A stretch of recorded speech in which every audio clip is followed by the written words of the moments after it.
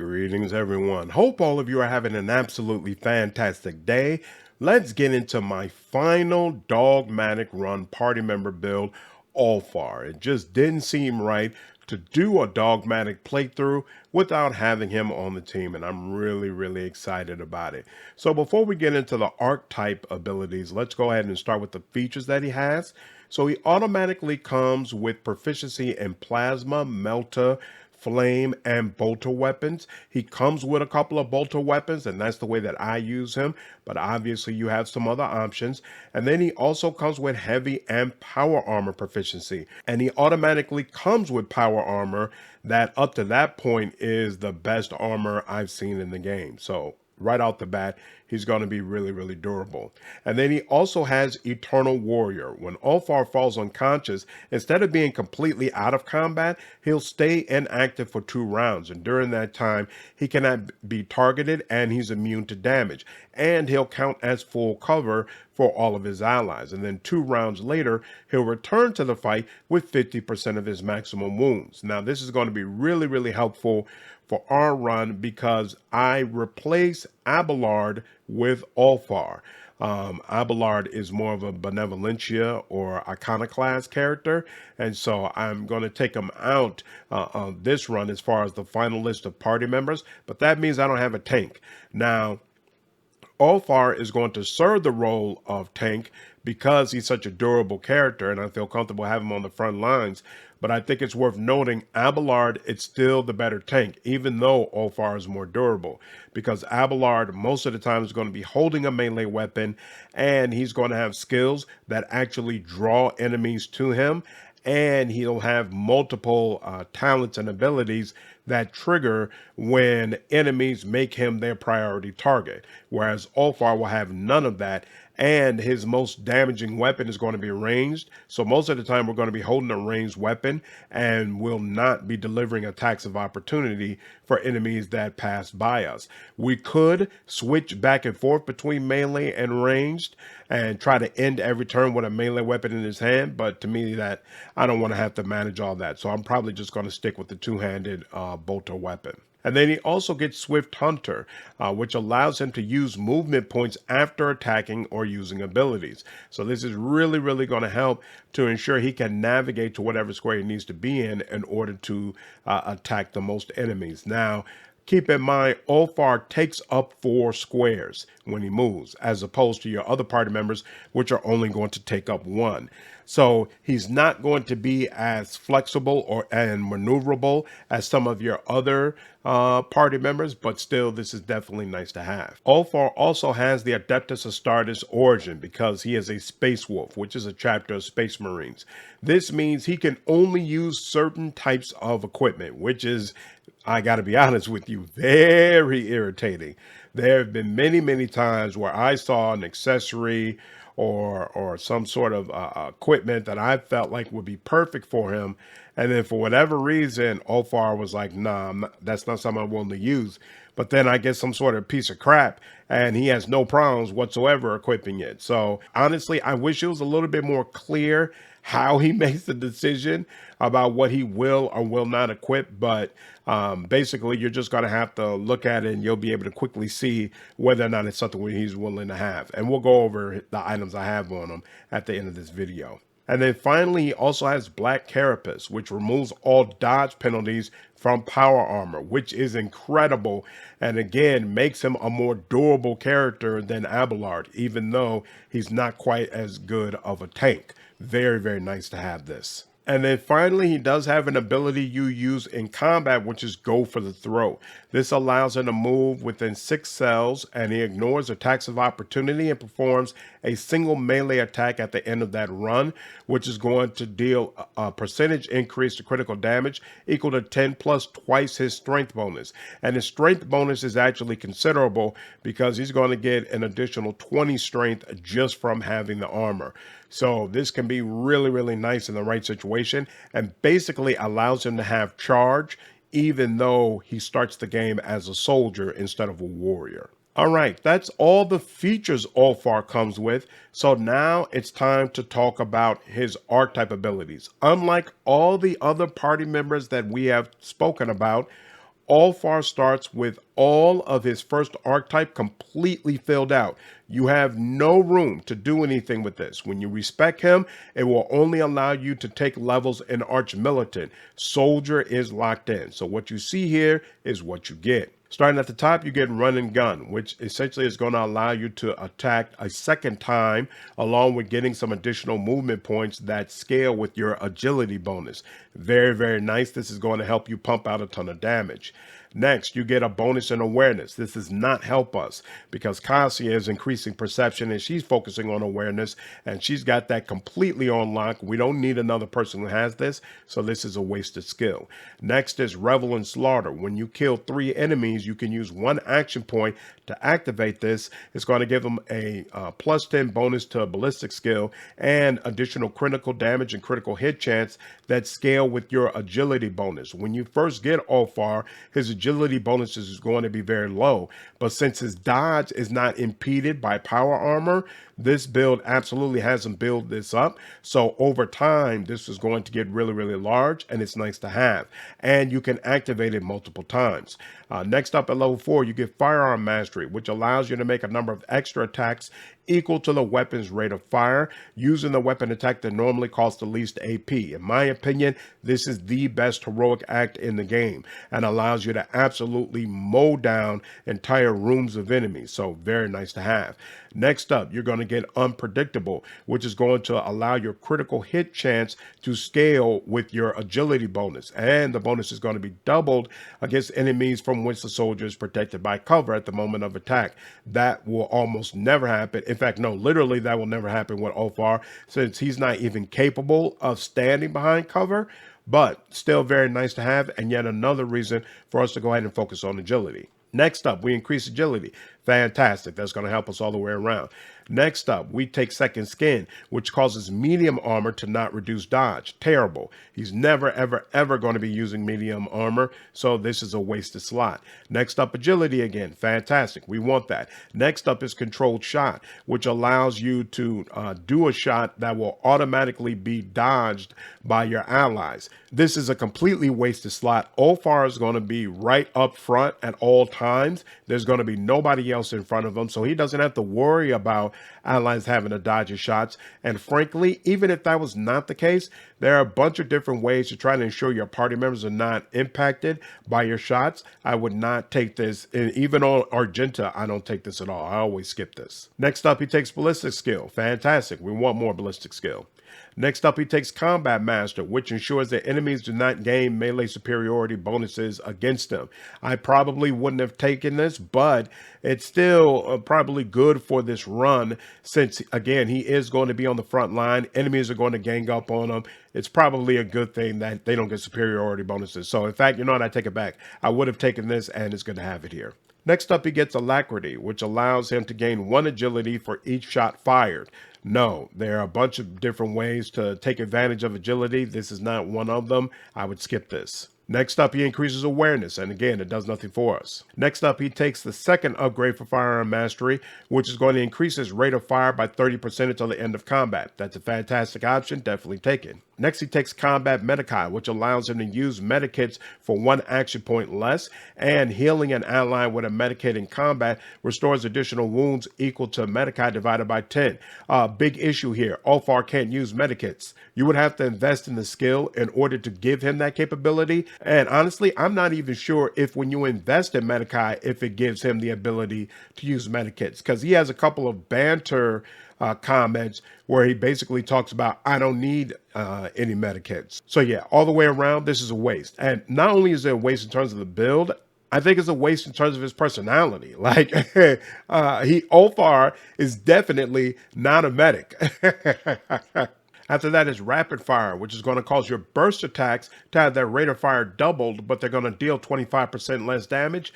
Absolutely, we want this. Let's go ahead and pick it up. On that same level, you also take Demolition. This is terrible. Argenta is already taking levels in Demolition. She's got that on lock. We don't need 2 Demolition experts, so this is a waste. After that, he takes Perception. This is another choice that doesn't really help you. By the time you get Ulfar, you should be debuffing enemies' dodge into oblivion, so you're not worried about getting more dodge reduction. You don't need perception for awareness, so if you can't increase ballistic skill and agility, the obvious secondary option is toughness. Next, he takes dueling mastery, which is going to give him a 15% bonus to parry.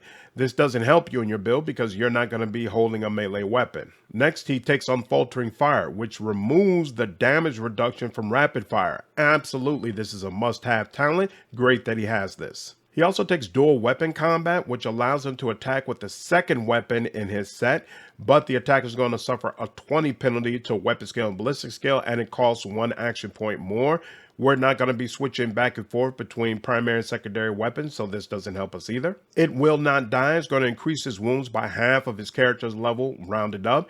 I wouldn't have taken it this early. However, by the time you get Ulfar, it will absolutely make sense for him to have this, so this is still a good pickup. Next up, he takes Demolition. Again, that doesn't help you. And then finally, he takes the first upgrade for Firearm Mastery, which gives you an additional 4 movement points, and your attacks do not spend movement points. Again, Ulfar already has a feature which allows his attacks to not spend movement points, so all he gets is the additional 4 MP, whereas with the third upgrade, it would have made all of his attacks 20% harder to dodge, and until the end of combat, he would have gained 10% armor penetration. I think this is definitely the stronger option. All right, and that's everything that you get in Soldier. Again, there is no way for you to change any of that, so you just got to go ahead and roll with it.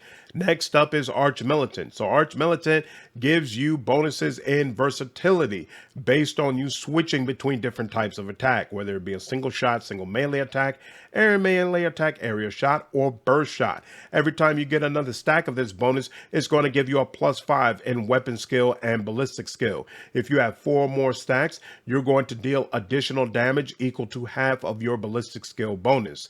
Very, very nice all the way around.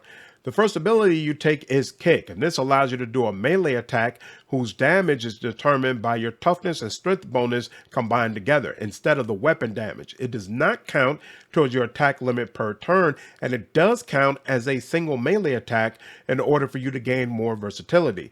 This attack will push the target 2 cells away, and it cannot be parried.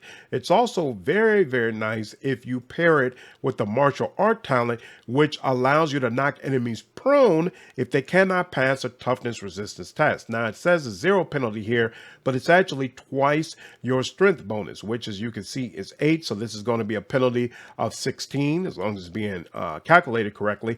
I still wouldn't have picked Kick up, but being able to knock enemies prone whenever you feel like it is kind of nice. So, we'll just roll with it once again.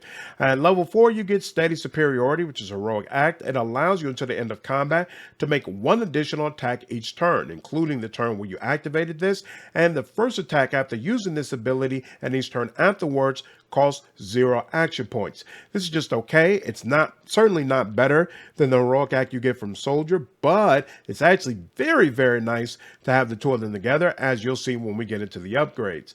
On the next level, you get an additional action point. Obviously, that's fantastic for your action economy, and you're going to be able to increase ballistic skill, which obviously is great for our build. And now, finally, you have reached the point where you have some degree of influence over how Ulfar is built up. All right, let's go ahead and get into it. First and foremost, you're going to take close quarters training, which is going to allow you to use two-handed ranged weapons within melee range, but with a -10 penalty to ballistic skill. Your ballistic skill should be quite substantial, so this is absolutely a must-have. For characteristics, we're going to start with increasing ballistic skill. When ballistic skill is not available, we're going to increase agility. Again, our dodge is not impacted by power armor, and we have multiple abilities that scale off of agility, so this is really nice to have built up, even though he starts with such a low stat in it. Once we're done with agility, we can move into toughness, which is going to give him additional wounds. His dodge and armor stats will both be very nice, but enemies will still be able to get through those defenses, so it's going to be really helpful to have a large health pool that will help absorb some of that damage. Speaking of a nice dodge stat, for your first ability, go ahead and pick up Cautious Approach. It's going to change the bonuses you get from versatility and instead give you an additional 5% to dodge and parry for every stack of versatility that you have. And then if you have 4 or more stacks, it's going to remove all slowed, blinded, bleeding, burning, and toxin effects from you, and you're going to become immune to those effects, along with becoming immune to being stunned or prone, as long as you keep this active. This is going to go a long ways towards helping him be the frontline tank that we need him to be. For your first common talent, pick up Nimble. It's going to help to make up for that low agility score we have. For your skill, we're replacing Abelard, so we definitely want to start with athletics. For your next talent, pick up Always Ready. It's going to allow you to start combat with 2 stacks of versatility. Next up, you can no longer increase ballistic skills, so go ahead and get started on agility. For your next talent, take Exploit Weakness. It's going to allow Ulfar to deal an additional 10% damage to enemies that have had their armor completely reduced, and if their deflection has been completely reduced, he's going to deal an additional +2 damage. Pascal should be debuffing the crap out of enemies that you're attacking, so you should be able to trigger this all the time.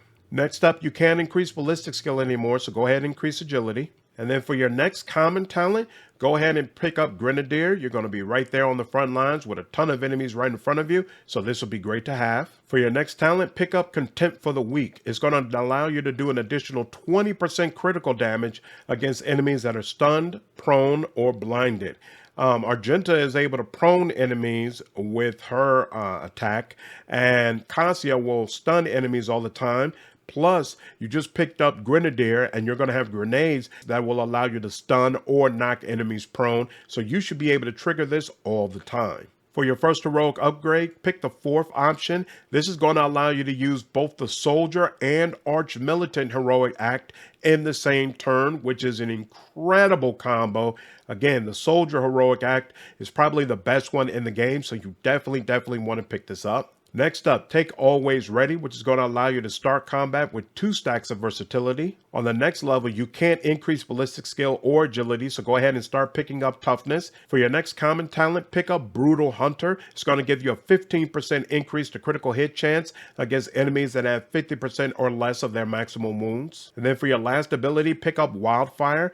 This is going to allow you for 3 action points to do an attack that will cost 0 action points and will not count towards the attack limit for that turn. In addition, you can reduce the cost of this ability by 1 for every 4 stacks of versatility. And remember, you're going to start combat with 2 stacks of versatility. So it should be very easy to reduce this cost down to an amount that's manageable. For your next talent, pick up Flash Fire, which is going to allow you to reduce the cost of Wildfire for every 3 stacks of versatility instead of 4, making the cost even more manageable. And you'll very quickly get to a point where Flash Fire costs 0 action points to use, and it'll stay that way for the entirety of combat. For your next talent, pick up Survivor. It's going to cause Cautious Approach to grant you 10% of your maximum wounds as temporary wounds at the start of every turn, further ensuring that Ulfar is able to stay on his feet. For your next common talent, take Lifetime of Scars.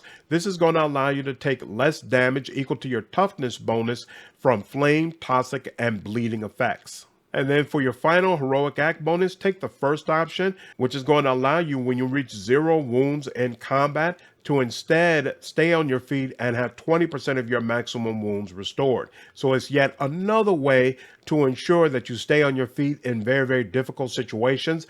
Obviously, he already has the feature that allows him to still somewhat stay alive when he reaches 0 wounds, but he's going to be out of commission for 2 rounds. So it'd be better to trigger this, have him stay up, and then if things are really bad and he gets knocked down again, he can use his feature, which will let him get back up in 2 rounds. All right, that's everything for Soldier and Arch-Militant. As always, there's a link down in the description for my spreadsheet walking through all the options, along with my links to the videos walking through all the mechanics for both Soldier and Arch-Militant. Once again, keep in mind, this is a build for Ulfar to be more of a tank for me. Argenta is the main damage dealer on our squad. So if I was going to have them be my all-out damage dealer, I would have done this a little bit different. And at some point, I probably will release a build for exactly that. I'm not going to go through all the exemplar options since by this point you should be an absolute monster. But I will say for my first option, I really like putting martyrdom on him. It's going to be triggered every time he's attacked, and he'll gain momentum equal to the difficulty tier of the attacking creature. Late in the game, your ability to trigger a heroic act as soon as possible is just going to make a huge difference in combat. Ulfar should be right out front, taking a ton of enemy attacks, and so this should really help to stack it up. And then finally, we can go over the items I have equipped on him. I have yet to find a helmet, gloves, or boots that he's willing to equip. I just started Act 4 in my playthrough, so we'll see if maybe Act 4 is going to help me fill out some of these slots. For his necklace, I have for the defense of Kadia, which allows him, whenever he gains a stack of versatility, he also gains 3 momentum. Once again, the faster you get momentum, the easier fights are going to be, so this is great to have. This is the power armor I mentioned that he automatically gets when you recruit him. So it's going to provide him 65% armor, 6 armor deflection. It's got a dodge penalty, but that doesn't matter for him.